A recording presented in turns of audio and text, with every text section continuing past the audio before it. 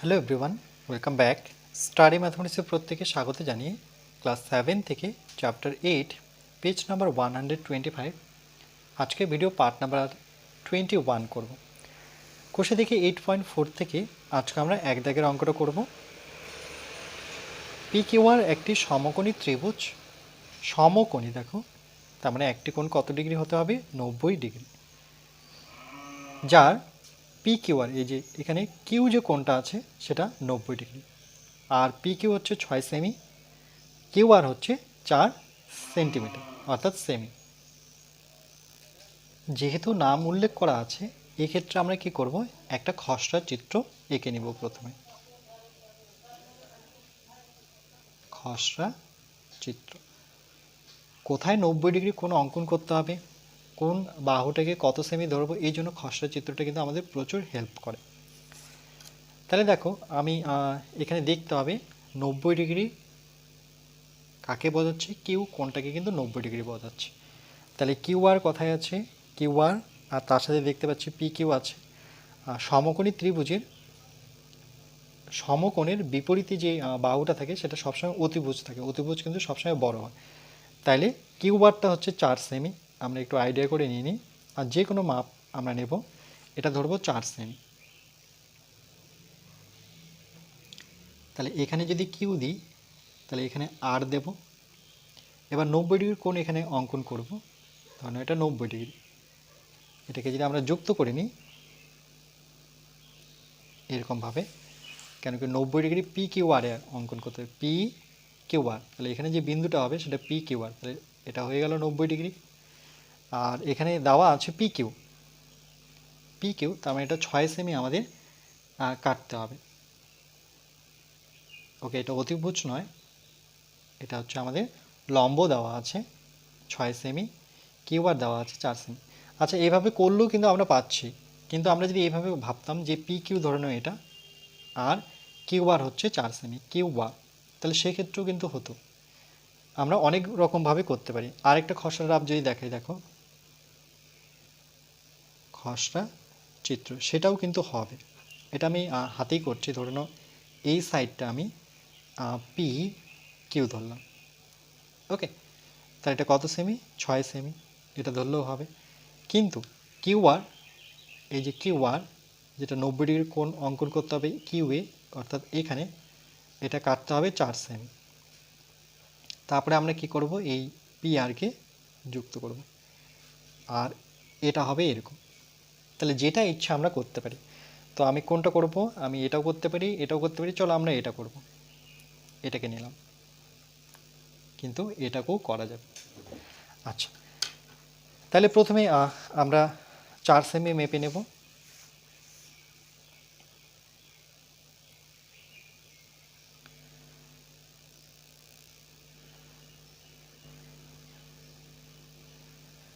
চারের সোজা করে একটা বিন্দু বসাবো, আর শূন্য সোজা করে একটা বিন্দু বসাবো। এবার এই দুটো বিন্দুকে যুক্ত করব।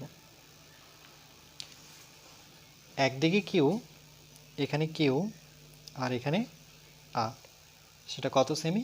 4 সেমি, 4 সেমি। তারপরে পি কিউ, তাহলে পি কিউ মাপ নেব এখানে, সেটা যেহেতু 6, তাহলে আবার 6-এর সোজা করে একটা বিন্দু নেব, আর শূন্যর সোজা করে একটা বিন্দু নেব। এবার এই দুটো বিন্দুকে যুক্ত করব, এটা হবে 6 সেমি।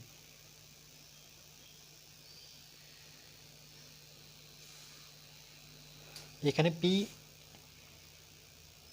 ওকে, এখানে কিউ দেব, এখানে পি দেব, পি কিউ, নতুবা এখানে পি এখানে কিউ, এনিওয়ান। তারপরে 90 ডিগ্রি আছে, তাহলে আমরা কি করব, নিচের খসড়া চিত্র হয় এটা, নতুবা এটা ফলো করব, তাহলে আমি এটা ফলো করছি। তাহলে পি কিউ 6 সেমি, তাহলে যে কোনো প্রথমে মাপ নেব, যে কোনো মাপ নিলাম। এটা যেহেতু শুরুতেই পি আছে, তাহলে আমি এখানে পি বিন্দুটা দেব। দেওয়ার পর আমি ভূমিটাকে 6 সেমি ধরেছি, দেখো খসড়া চিত্র থেকে, তাহলে 6 সেমির মাপ করে আমরা কাটব। তাহলে প্রথমে 6 সেমির মাপ নেব, এই যে মাপটা নিলাম, এই মাপ নিয়ে আমরা পি বিন্দুকে কেন্দ্র করে এই যে সরলরেখাটা নিয়েছি সেটাকে কেটে নেব। যেখানে ছেদ করলো সেটাকে আমরা কিউ লিখব। তাহলে কি পাবো? P Q, right. এবার দেখো এখানে যে 90 ডিগ্রি কোণ অঙ্কন করতে হবে কোথায়? কিউয়ে। কেন?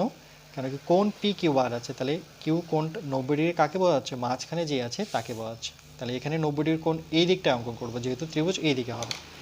তাহলে পেন্সিল আর কম্পাসের মধ্যে যে কোনো দূরত্ব নেব, যে কোনো এদের মধ্যে একটা দূরত্ব নিয়ে কিউ বিন্দুকে কেন্দ্র করে আমরা একটা চাপ প্রথমে নেব।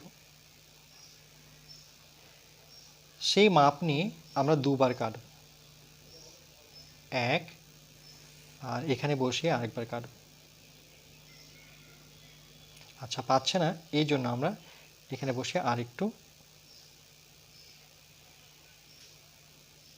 এটাকে আমরা চাপটা নেব বেশি করে। নেওয়ার পরে দেখো এবার কাটলাম। এবার যেহেতু 90 অঙ্কন করব, তাহলে এই দুটো দাগের ঠিক মাঝখানে আমরা 90 অঙ্কন করব। এই জন্য আমরা এর অর্ধেক বের করব, মানে সমদ্বিখণ্ডক বের করব। তাহলে একদিকে কাটা, একদিকে পেন্সিল, তার থেকে একটুখানি কম নিয়ে একই পাশে কাটবো। আবার এখানে বসে ওই দাগটাকেই কাটব। কাটার পর যেখানে ছেদ করলো এই বিন্দু আর কিউ বিন্দুকে আমরা যুক্ত করব।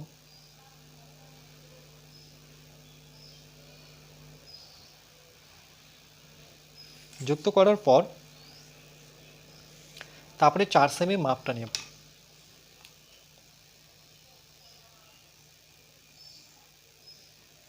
4 সেমি মাপ নেওয়ার পরে কিউ বিন্দুতে বসিয়ে দেখো, কিউ বিন্দুতে বসিয়ে আমরা এটা কাটব।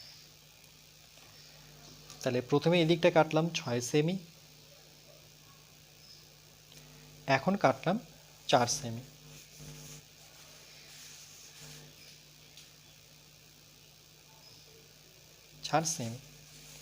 এবার যেখানে কাটলাম এখানে একটা বিন্দু আর পি এর সাথে এটাকে আমরা যুক্ত করব। যেখানে কাটলাম সেটা আমরা 4 সেমি যে মাপটা নিয়েছি, দেখো 4 সেমি, সেটা কি ছিল? Q R. তাহলে এই বিন্দুটার নাম হবে আর বিন্দু। এবার পি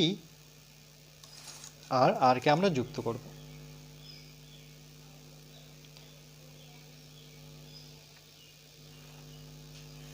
তাহলে এটা হয়ে গেল একটা ত্রিভুজ, আর এখানে 90 ডিগ্রি। তাহলে আমরা লিখব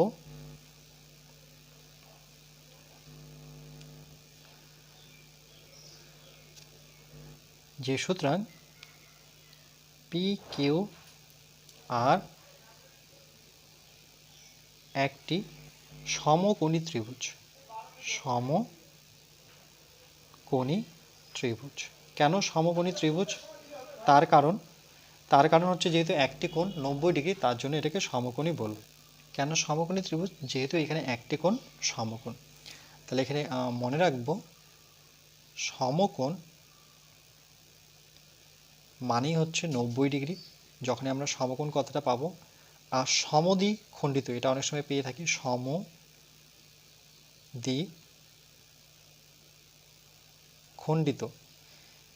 এই কথার অর্থ হচ্ছে সমান দুই ভাগে ভাগ করা, বা বলতে পারি অর্ধেক করা।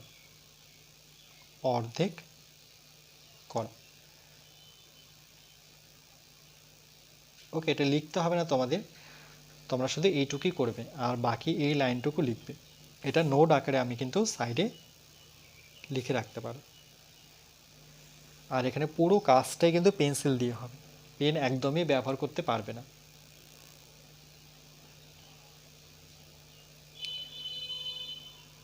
এটা দিয়েও করতে পারো, তখন এটা 4 সেমি, তারপর এখানে 90 ডিগ্রি কোণ অঙ্কন করে 6 সেমি কাটতে হবে, সেটাও কিন্তু হবে।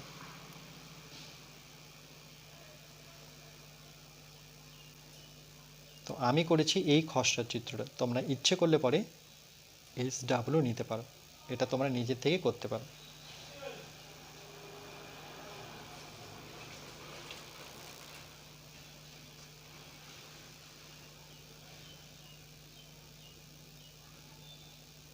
এরপরে পরবর্তী পার্ট নাম্বার 22-তে আমরা ম্যাথ নং 2 করব।